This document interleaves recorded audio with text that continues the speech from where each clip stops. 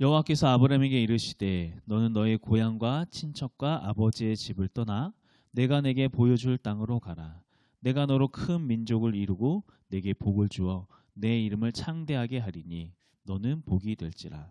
너를 축복하는 자에게는 내가 복을 내리고 너를 저주하는 자에게는 내가 저주하리니 땅의 모든 족속이 너로 말미암아 복을 얻을 것이라 하신지라. 이에 아브라함이 여호와의 말씀을 따라갔고 롯도 그와 함께 갔으며 아브라함이 하란을 떠날 때에 75세였더라. 아브라함이 그의 아내 사레와 조카 롯과 하란에서 모은 모든 소유와 얻은 사람들을 이끌고 가나안 땅으로 가려고 떠나서 마침내 가나안 땅에 들어갔더라. 아브라함이 그 땅을 지나 세겜 땅 모래 상수리 나무에 이르니 그때에 가나안 사람이 그 땅에 거주하였더라. 여호와께서 아브라함에게 나타나 이르시되 내가 이 땅을 내 자손에게 주리라 하신지라. 자기에게 나타나신 여호와께 그가 그곳에서 제단을 쌓고 거기서 베델 동쪽 산으로 옮겨 장막을 치니 서쪽은 베델이요 동쪽은 아이라. 그가 그곳에서 여호와께 제단을 쌓고 여호와의 이름을 부르더니 점점 남방으로 옮겨갔더라. 아멘. 우리가 창세기를 볼 때 기존에 취해왔던 그런 관점들을 조금 더 벗어나서 아마 기억하시는 분들 있을 거라 생각이 드는데, 여러분들 1차 독자라는 말 혹시 기억나시나요? 1차 독자, 원 독자라고도 이야기하고 1차 독자라고도 이야기를 하고, 이게 뭐냐면은 이 성경이 가장 처음으로 쓰여졌을 때 그 성경을 읽게 됐던 사람들, 그러니까 창세기가 가장 처음으로 이 지금의 형태로 딱 엮어져서 이것이 한 권의 책으로 묶어졌을 때 이 책을 가장 처음으로 읽게 되는 그런 사람들을 1차 독자라고 이야기를 하거든요. 첫 번째로 읽는 사람들이라고 이야기를 해서, 자, 이 사람들에게 왜 그 당시에 창세기의 말씀이 필요했는지, 그들의 관점, 그들의 상황들을 우리가 이해하면서 말씀을 보면은 기존에 우리가 알고 있었던 것 그 이상의 더 깊은 하나님의 뜻을 우리가 알 수가 있어요. 특별히 우리가 이런 관점을 가지고 이렇게 보려고 하는 이유는, 성경이라는 것은 온 인류를 위해서 모든 사람들을 위하여 기록된 성경이지만, 말씀이지만, 하나님의 말씀이지만 그 전에 어느 한 특정한 공동체를 생각하면서 쓰여진 글이기도 한다라는 거예요. 이게 무슨 말인가 하면은, 쉽게 예를 들어서, 자, 우리가 수요일마다 바울 서신서를 보고 있어요. 바울 서신서가 총 몇 개인지 아시나요? 바울 서신서 총 13개로 되어 있어요. 13개의 교회마다 각각의 보낸 편지들인데, 자, 13개의 교회가 처해 있는 환경들, 상황들, 가지고 있는 문제들이 다 똑같았을까요? 달랐을까요? 예, 다 달랐어요. 다 다르기 때문에 각 교회마다 사도 바울이 편지를 쓸 때는 그 교회가 가지고 있는 어떤 문제, 갈등, 어려움, 이런 것들을 고려하면서 썼다라고 하는 거예요. 막 잘하고 있는데 그거 가지고 또 혼낼 필요 없잖아요, 그 교회에서. 그렇기 때문에 각 교회마다 그들이 처해 있는 환경을 고려해서 기록하였고, 그렇기 때문에 바울 서신서의 첫 이 원 독자는 누구예요? 그 고린도 교회 그 당시에 고린도 교회 성도가 되겠죠. 마찬가지로 이 바울 서신서뿐만 아니라 다른 모든 성경들도 이러한 1차 독자들이 항상 존재했다라는 거예요. 1차 독자. 이 책을 가장 처음으로 읽게 되는 그 사람들이 처해 있는 상황, 어떠한 문제, 어려움들, 이 모든 것들을 고려해서 그때 그 사람들에게 들려져야만 했던 하나님의 말씀이 있었기 때문에 성경이 그때 그렇게 기록되었다는 거예요. 여기까지 이해가 되시나요? 이해되시죠? 자, 그렇다면 혹시 우리가 이런 질문을 할 수도 있을 것 같아요. 어떤 질문인가? 만일 성경이 과거에 한 어떤 집단의 사람들, 어떠한 특정한 상황에 놓여 있었던 공동체를 향해서 기록된 그런 글이라고 하면, 그렇다면 지금 우리가 굳이 성경은 왜 읽어야 하는가? 이런 질문을 혹시라도 할 수 있을 거라는 생각이 드는데, 이런 이야기도 우리가 많이 이야기해요. 자, 역사라는 것은 늘 어떻게 된다? 반복된다. 역사는 늘 반복돼요. 그러니까 모든 사람들이 살게 되는 시대마다 살아가는 사람들의 어떤 갈등의 요소, 고민, 위기, 고뇌, 이 모든 것들은 대부분 어떤 형태와 어떤 강도는, 어떤 세기 정도는 좀 차이가 있을지 모르지만 근본적인 것은 다 거의 다 똑같다는 거 하는 거예요. 그러니까 100년 전에 사람들이 했던 그 고민이나 지금 우리들이 하는 고민들, 뭐 1000년 전에 했었던 사람들이 가지고 있었던 고민과 어려움이나 지금 우리들이 가지고 있는 그 어려움이나 어떤 모양이나 형태는 다르지만 그 근본적인 문제는 동일하다라고 하는 거예요. 그렇기 때문에 이 마찬가지로 과거의 성경이 기록됐던 시기에 사람들이 처해 있던 그 당시의 상황들을 가만히 들여다보면은 지금 우리가 살아가고 있고 내가 처해 있는 그런 환경과 비슷하거나 동일한 사건들이 이 안에 다 들어있거든요. 그렇기 때문에 그렇게 비슷하고 동일한 상황에 놓여 있었던 사람들에게 전해졌던 하나님의 말씀을 우리가 보게 되면은 그 말씀이 곧 지금 누구에게 하는 말이에요? 나에게 하는 말씀이라는 거죠. 나에게. 그렇기 때문에 우리가 말씀을 통해서 하나님의 음성을 들을 수 있다라고 하는 이유가 뭐냐면은 그 당시에 나랑 지금 똑같은 삶을 살아가고 있었던 과거에 그 사람들에게 했던 그 메시지가 지금 나에게도 지금 동일하게 하고 있는 그 말씀이기 때문에 다른 무엇보다도 성경 말씀이 가장 정확하게 하나님의 음성을 들을 수 있는 길이 된다라고 이야기하는 거예요. 그렇기 때문에 우리는 계속해서 이러한 1차 독자에 대해서 늘 생각하면서 말씀을 보면 좋은데 이제 우리가 창세기 말씀도 이렇게 1차 독자의 관점을 생각하면서 우리 함께 살펴보려고 해요. 자, 이것도 혹시 기억하시는 분 있을 거라 생각이 들어요. 자, 창세기가 그렇다면 지금의 형태로, 지금의 이 50권의 이 한 권의 책으로 언제 엮어졌을까요? 언제 엮어졌을까요? 그리고 이 성경을 읽혀졌던 그 시대가 어느 때인가? 물론 창세기는 모세 오경이라고 해서 모세를 통해서 이게 전해져 내려왔지만 모세가 직접 기록하진 않았어요. 왜냐하면 그 당시에는 종이라는 것 자체가 없었거든요. 그러니까 그때 당시에 성경 그 글을 기록할 수 있는 어떤 도구들은 토판, 요따만한 막 토판, 뭐 아니면은 돌 이런 데다가 이렇게 기록했는데 여러분 생각을 해보세요. 모세 오경 창세기부터 창출 레미 신 이것을 만일에 모세가 이게 토판에 딱 기록했다 생각해 보세요. 그럼 그거 다 어떻게 들고 다녀요? 사람들 다 죽어나는 거죠. 그렇기 때문에 당시에는 구전을 통해서 전해져요.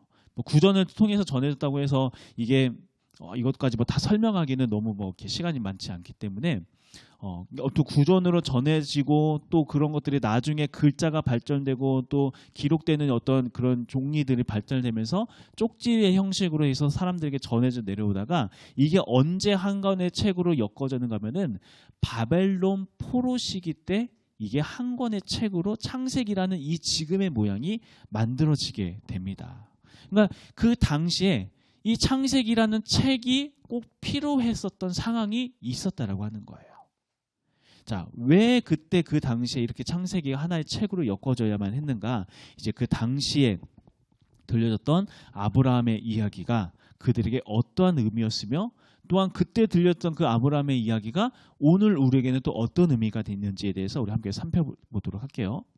자, 다시 좀 이해를 돕기 위해서 이스라엘 역사를 아주 간단하게만 좀 이야기를 하면은 자, 이스라엘의 초대 왕은 누구였죠? 예, 사울. 두 번째 왕이 다윗. 그리고 세 번째가 솔로몬. 그 솔로몬 이후로 나라가 두 개로 나눠지게 됩니다. 북이스라엘과 남유다. 북이스라엘과 남유다 각각의 왕조를 통해서 쭉 이어가다가 북이스라엘 같은 경우는 19명의 왕이 등장했다가 AD 722년에 아수르에서 망하게 돼버려요.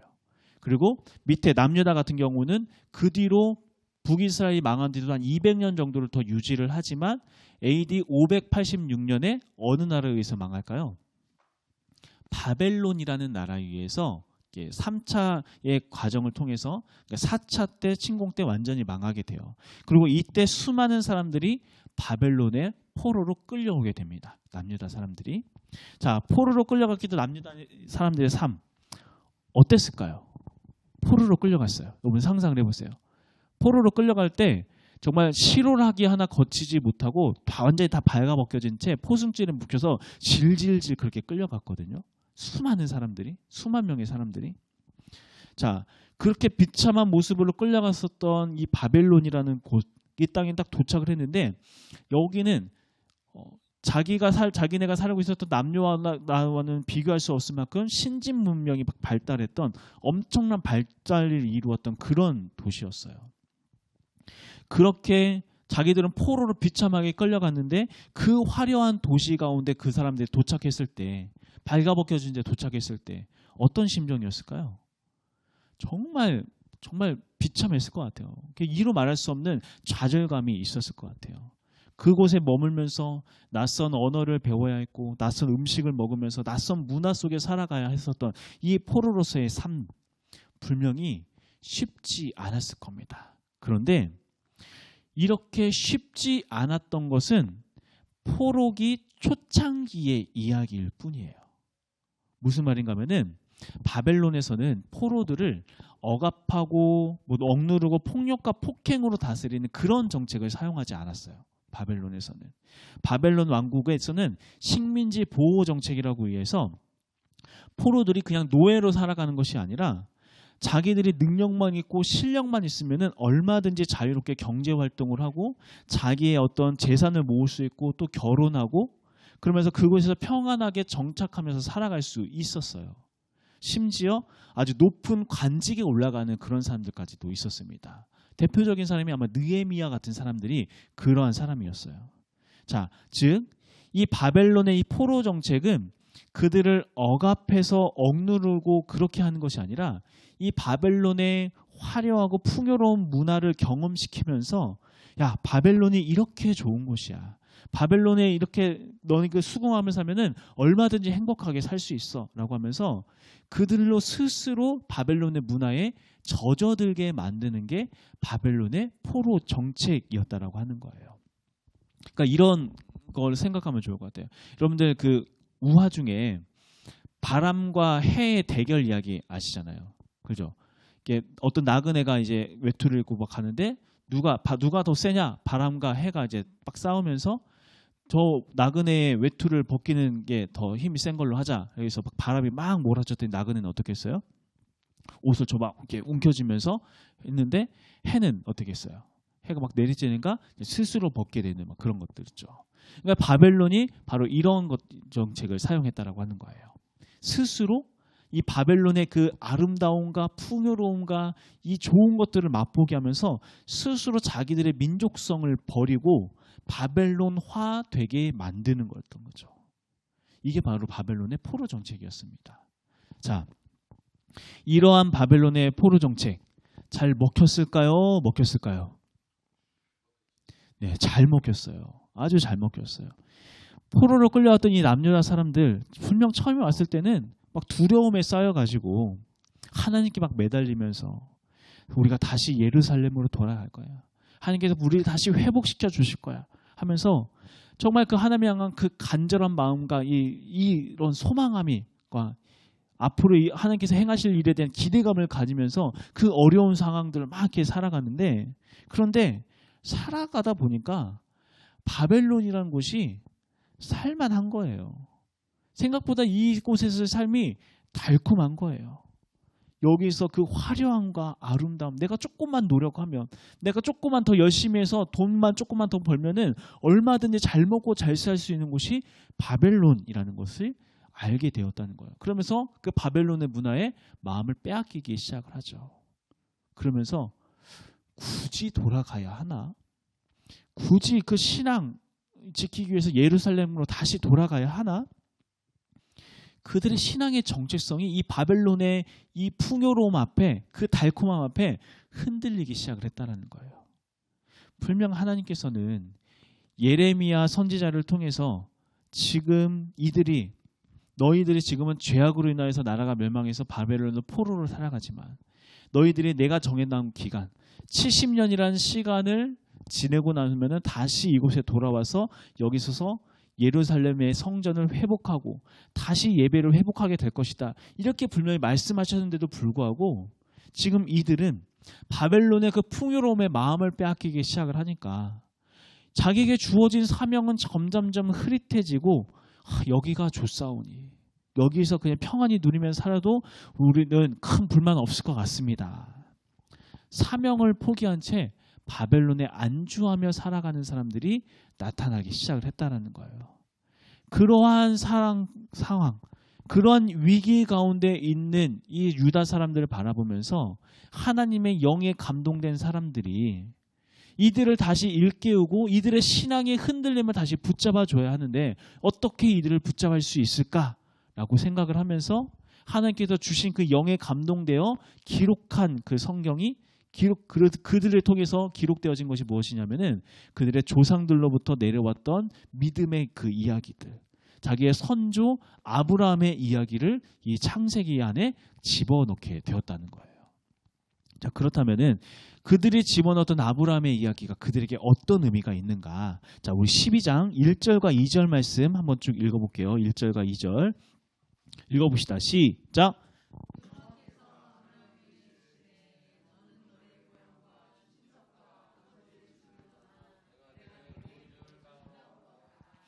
내가 너로 큰 민족을 이루고 내게 복을 주어 내 이름을 창대하게 하리니 너는 복이 될지라.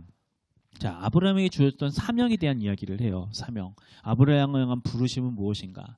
내가 너를 통하여서 큰 민족을 이룰 거야. 새로운 나라를 이룰 거야. 그래서 너는 복이 될 거야. 자, 하나님께서는 이 아브라함에게 너를 통해서 새로운 나라를 세울 것이다. 하나님의 나라를 내가 세울 거야 라고 이야기를 하셨어요. 자, 그런데 그렇게 하나님의 나라의 백성으로서 하나님의 나라를 이루기 위해서 아브라함에게 요구되었던 것이 한 가지 조건이 있었습니다.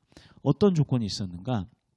너는 너의 고향과 친척, 아버지의 집을 떠나라는 것이었어요. 자, 그런데 여기서 아브라함이 떠나야 할 곳은 어디였는가? 우리 4절 말씀 한번 볼게요. 4절 제가 읽어드립니다. 이에 아브라함이 여호와의 말씀을 따라갔고 롯도 그와 함께 갔으며 아브라함이 어디를 떠날 때? 하란을 떠날 때 75세였다. 아브라함이 어디를 떠날 때요? 하란. 자, 여기서 하란이라는 곳은 그러면 어디인가? 하란이 어디냐면은 방금 전까지 제가 쭉 앞에서 설명했었던 이 유다 사람들이 포로로 끌려와 있었던 바벨론이 바로 하란이에요. 하란.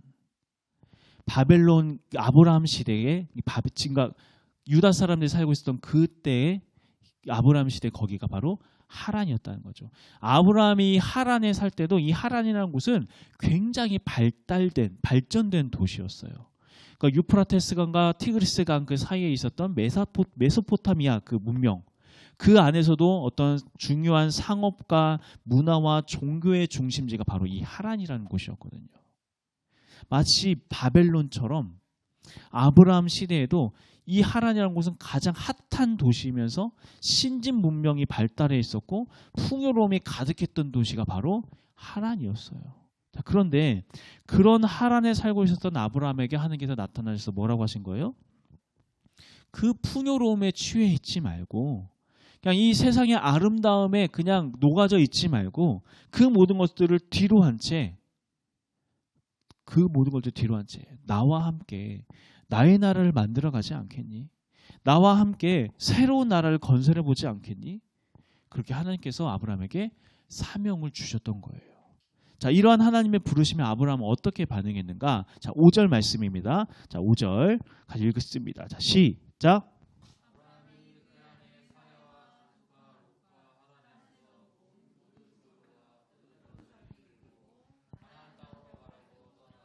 마침내 가나안 땅에 들어갔더라. 자, 아브라함이 어떻게 했죠? 조금만 더 놀고 갈게요 라고 했죠. 오늘 밤만 이렇게 달리고 가겠습니다 했나요? 그러지 않았죠. 바로 자기 식솔들을 다 이끌고 떠났어요. 그래서 가나안 땅에 이르게 됩니다. 자, 그래 가나안 땅에 가서 그렇다면 뭘 했는가? 7절 8절 말씀. 7절 8절. 자, 여호와께서 아브라함에게 나타나 이르시되 내가 이 땅을 내 자손에게 주리라 하신지라. 자기에게 나타나신 여호와께 그가 그곳에서 무엇을 쌓고? 제단을 쌓고 거기서 베델 동쪽 산으로 옮겨 장막을 치니 서쪽은 베델이요 동쪽은 아이라. 그가 그곳에서 여호와의 제단을 쌓고 무엇을 부르더라? 여호와의 이름을 부르더라. 자기의 부르심을 따라서 사명을 따라서 머나먼 여장을 떠났던 이 아브라함 아브라함의 그 순종을 통하여서 지금 그 약속의 땅에 무슨 일이 일어나게 됐냐면은 여호와 하나님을 위한 제단이 쌓아졌다는 거예요.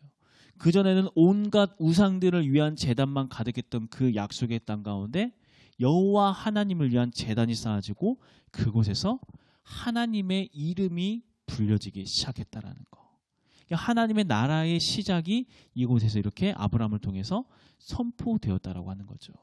자, 이러한 아브라함의 이야기가 다시 돌아와서 바벨론 포로기에 끌려왔던 유대 사람들에게는 어떻게 지금 들렸을까요? 우리 한번 상상을 한번 해보세요. 지금 유대 사람들은 비록 그들의 죄악으로 인해서 나라가 망해서 바벨론으로 끌려왔어요. 하지만 하나님께서는 그들 가운데서 여전히 그들의 신앙을 지키면서 그들의 그 주어진 사명을 기억하면서 그들은 하나님의 때가 되었을 때 다시 약속의 땅이었던 그 예루살렘으로 돌아와서 그곳에서 무너졌던 하나님의 성전을 다시 재건하고 그곳 가운데 잊혀진 하나님의 이름을 다시 선포하는 것이 그들에게 주어진 사명이었어요. 앞선 선지자 예레미야와 에스겔과 이 모든 선지자를 통하여서 그들에게 이미 70년 전에 이미 전해졌던 그들의 사명이었다는 거예요. 그런데 문제는 뭐냐면은 그러한 부르심을 받은 이 유다 사람들이 지금 바벨론의 문화가 주는 그 달콤함에 마음을 빼앗겨서 바벨론이 주는 그 풍요로움에 마음을 빼앗겨서 자기들의 사명이 온데간데 없이 그냥 그 바벨론의 풍요로움을 쫓아가는 삶이 바빠서 자기의 사명을 더 이상 생각하지 못하게 되었다라고 하는 거예요. 어떻게 해야 더 많은 것을 누릴까? 어떻게 해야 이 바벨론에서 더 열심히 정착해서 더 풍요롭게 살 수 있을까? 더 많은 것을 가질 수 있을까? 이런 것만 생각하면서 살아가고 있다는 거죠. 결국 그들이 하나님께로 돌아가는데 그들이 하나님께로부터 받은 이 사명을 완수하는데 그들의 발목을 잡았던 것이 무엇이에요? 바벨론의 폭력이 아니라 바벨론이 주는 달콤함이 그들의 발목을 지금 잡고 있었다라고 하는 거예요. 하나님께로 돌아가는 것에 대한 이 발목을 잡고 있었다고 하는 거죠. 그렇게 바벨론의 풍요로움의 마음을 빼앗긴 하나님의 백성들에게 오늘 이 창세기의 기자가 그들에게 이 이야기를 하고 있는 거예요. 우리의 조상 아브라함을 좀 생각해봐. 그는 하나님의 부르심을 따라서 하란, 지금 우리가 살고 있는 이 바벨론 그 풍요로움을 다 뒤로 한 채, 그 부모를 다 뒤로 한 채, 모든 것을 다 뒤로 한 채 약속의 땅이었던 가나안으로 그곳에 가서 그곳에서 제단을 쌓고 그곳에서 하나님의 이름을 부르기 시작하고 그러한 아브라함을 통해서 하나님의 나라가 세워졌고 그러한 하나님의 나라가 세워짐을 말미암아 그 믿음의 유산이 우리에게까지 이어진 것이잖아. 그러한 부르심이 지금 너희에게도 동일하게 주어져 있는 거야. 이제는 바벨론의 풍요로움에 취해 있지 말고 하나님의 부르심에 합당한 모습으로 나와라. 아브라함이 그랬던 것처럼. 바로 그 이야기를 하기 위해서 오늘 아브라함의 이야기가 기록되어졌다는 거예요. 그리고 이러한 부르심, 이러한 말씀은 오늘날을 살아가고 있는 우리들에게 역시 동일하게 말씀하고 있는 거예요. 우리가 자꾸 착각하는 것 중에 하나가 뭐냐면은 그러니까 교회를 오래 다니다가 보면은 착각하는 게 뭐냐면은 우리가 소위 이야기하는 이 세상이라는 곳은 늘 어렵고 힘들고 뭔가 다 늘 허무하고 이럴 것 같다라고만 생각한다는 거예요. 과연 그럴까요? 그렇지 않아요. 생각보다 세상은 달콤해요. 하나님 안 믿고 이 주일날 이 시간에 잠자면 얼마나 좋아요. 여러분 꿀잠 잘 수 있잖아요. 이 시간에 그냥 얼마든 열심히 힘들게 놀고 일하고 주중 일하고 오늘 같은 날 다 놀고 생각보다 이 세상이 그렇게 험난한 곳이 아니라는 거예요. 살만한 곳고 굉장히 즐겁고 행복해 보이는 그런 곳이라는 거죠. 돈만 있으면 뭐든지 다 누릴 수 있고 뭐든지 다 가질 수 있고 그리고 그 하나하나 가질 때마다 찾아오는 그 기쁨과 막 희락과 화평과, 여러분들 그런 거 느껴보신 적 없으신가요? 다들 다 절제하고 사시라고 그런 거 누려보신 적 없으시죠? 생각보다 이 세상은 매혹적이라는 거예요. 아름다워 보여요. 살만해 보여요. 그래서 우리들의 마음속에도 계속해서 어떤 마음이 있냐면은 그 세상의 풍요로움에 향한 이 갈망이 우리 마음 가운데 끊이질 않고, 그리고 그 갈망이 우리가 하나님 앞에 나아가는 데 그 계속해서 우리의 발목을 잡고 있다고 하는 거예요. 조금만 더 벌면 더 누릴 수 있을 것 같은데, 조금만 더 가지면 더 행복해질 수 있을 것 같은데. 그런데 우리들의 부르심은, 우리의 사명은 그게 아니잖아요. 이 땅에서 잘 먹고 잘 사는 거, 이것을 위해 우리가 살아가는 게 아니잖아요. 우리를 향한 하나님의 부르심은 도대체 뭐예요? 우리 말씀 다시 한번 읽어볼까요? 12장 2절과 3절 말씀 읽어봅시다. 시작. 내가 너로 큰 민족을 이루고 내게 복을 주어 내 이름을 창대하게 하리니 너는 복이 될지라. 너를 축복하는 자에게는 내가 복을 내리고 너를 저주하는 자에게는 내가 저주하리니 땅의 모든 족속이 너로 말미암아 복을 얻을 것이라 하신지라. 우리를 통하여서 하나님의 나라가 세워지고 무너졌던 하나님의 제단이 다시 수축되어지고 하나님의 이름이 잊혀진 그곳 가운데 다시 하나님의 이름이 불려지는 그 일, 그 일을 통하여서, 그러한 일을 행하는 우리를 통하여서 수많은 사람들이 복을 받게 하는 거, 그렇게 하나님 앞에 나아가는 통로가 되어지는 거, 그게 우리를 향한 하나님의 부르심이라는 거예요. 그리고 이러한 부르심을 완수하기 위하여서 해야 할 가장 첫 번째 일이 무엇이라고요?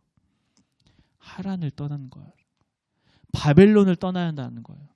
바벨론의 그 풍요로움에 마음을 빼앗기지 않고 마음을 지켜가야 한다는 거예요. 물론 그런 바벨론을 떠나가기로 작정을 했을 때 우리 삶에 찾아오는 것은 더 큰 풍요로움, 더 큰 뭐 어떠한 이런 거? 그렇지 않아요. 오히려 우리가 그렇게 말씀 따라 사명 따라 살아가기 시작하면은 우리 삶에 찾아오는 것은 오히려 척박하고 기근이 찾아오고 치열한 전투가 있는 가나안 땅에 들어가게 돼요. 우리 다음 주부터 이제 아브라함 말씀을 살펴보면은 계속 그런 이야기가 나오거든요. 기근이 찾아오고 전쟁이 일어나고. 근데 아마 다들 이런 것들 다들 경험해 보셨을 거라는 생각이 들어요. 이상하게 하나님의 뜻대로 살아가 보겠다라고 작정만 하면은 안 좋은 일들이 하나씩 둘씩 막 생겨나기 시작하고, 하나님께 순종하기로 작정만 하면은 더 큰 환란이 찾아오고. 그게 가나안 곳이라는 곳이 바로 그런 곳이거든요. 왜냐하면은 이 세상이 지배하고 있는 그 땅 가운데 하나님의 나라를 세워야 하니 뭐가 필요한 거예요? 전쟁이 필요하고 전투가 필요한 거니까. 그럼에도 불구하고 우리는 그 길을 가야 한다라는 거예요. 왜 그럴까요? 왜 우리가 그 길을 가야 하죠? 그 화려한 바벨론의 그 풍요로움을 다 뒤로 한 채 왜 그 치열한 가나안의 전쟁을 우리가 선택해야 할까요? 우리에게 생명 주신 예수 그리스도가 우리를 부르신 자리가 바로 거기이기 때문에, 바벨론이 그렇게 화려하고 그렇게 우리에게 모든 것을 다 줄 것 같은 그런 곳이지만 그곳에는 생명이 없고 오직 우리에게 생명 주신 예수 그리스도, 우리의 주인 되신 하나님께 계신 곳, 그곳이 바로 가나안, 그곳이기 때문에, 하나님과 동행할 수 있는 곳이 바로 그곳이기 때문에 우리가 그 길을 끝까지 걸어가야 한다라고 하는 거예요. 우리가 그러한 부르심에 응답하기 위하여서 우리가 먼저 해야 돼. 내 안에 있는 이 바벨론을 향한 그 갈망, 바벨론에서 누리고자 하는 그 풍요로움에 대한 이 갈망을 내려놓기 시작해야 돼요. 이 갈망을 뒤로 한 채 어떻게 그런 마음을 내려놓을 수 있을까요? 그러한 세상이 주는 풍요로움보다 내가 입은 사랑이 얼마나 더 큰지가 깨달아지면은 우리는 그것들을 기꺼이 내려놓을 수 있게 되어져요. 우리가 어떤 사랑을 입은 자들이에요? 뜨겁게 사랑하는, 나를 위하여 목숨을 내어줄 수 있는 그 뜨거운 사랑을 입은 자들. 이 세상에 주는 그 어떠한 풍요로움과 감히 비교할 수 없는 그 깊은 놀라운 사랑을 입은 자라는 거. 그 사랑의 그 깊이가, 사랑의 온도가 세상이 주는 즐거움보다, 이 쾌락보다 더 크게 되었을 때 우리는 기꺼이 이 모든 것들 다 뒤로 한 채 예수 그리스도를 따라 갈 수 있다라고 하는 거예요. 그렇기 때문에 우리가 늘 필요한 게 무엇인가? 늘 간구해야 하는 것이 무엇인가? 나에게 이미 베풀어 주신 예수 그리스도의 사랑을 더 깊이 깨달아서, 하나님, 내가 기꺼이 바벨론의 이 풍요로움과 달콤함을 뒤로 한 채 주님께서 나에게 주신 사명을 따라가게 하여 주시옵소서. 그 길이 비록 척박하고 기근이 찾아오고 치열한 전투가 있는 곳이라 할지라도 나에게 생명 주신 예수 그리스도가 나를 부르신 곳이 바로 그곳이기에 내가 기꺼이 그 길을 걸어가게 하여 주시옵소서. 이러한 갈망을 가지고 살아가기 시작할 때 내가 서 있는 그곳에서 여호와 하나님을 위한 제단이 세워지기 시작하고, 내가 서 있는 그곳에서 하나님의 이름이 선포되기 시작하며, 그럴 때 비로소 나를 통하여 내가 복이 되어서 수많은 사람들이 예수 그리스도라는 복을 얻게 되어진다라는 거. 우리가 그러한 부르심 가운데 있는 자들입니다. 그런 부르심에 온전히 응답하기 위하여서 다시 한번 예수 그리스도의 십자가를 온전히 붙들고 매일매일 그 사랑에 따라, 그 사랑의 부르심 따라 인도함을 받는 우리 모든 성도님 되시길 간절히 소원합니다. 기도하겠습니다.